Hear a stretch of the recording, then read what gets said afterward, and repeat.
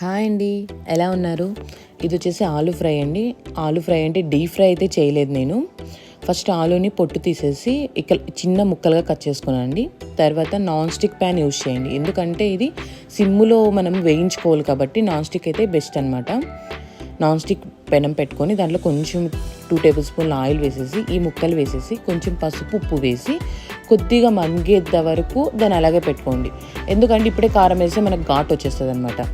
లాస్ట్లో కారం వేయాలి, ఇంకా ముక్క ఉడికింది అని మనకు తెలిసే ముందు వేసి దీన్ని బాగా నేను లైట్గా వేయించానండి. మీరు ఇంకా డీప్గా కూడా వేయించుకోవచ్చు, కొంతమందికి ఎక్కువ బ్రౌన్గా ఉండడం ఇష్టం కదా అట్లా వాళ్ళకి. తర్వాత నేను లాస్ట్లో పెప్పర్ కూడా యాడ్ చేశాను, అది మీ ఇష్టం అండి. మిరియాల పొడి మీకు ఇష్టం ఉంటే వేసుకోవచ్చు, లేదంటే లేదు. సింపుల్గా అయిపోతుంది. కారం తక్కువ వేసుకుంటే పిల్లలకు కూడా పెట్టచ్చు, బట్ ఎక్కువ తినకూడదు కదండి ఉల్లగడ్డ.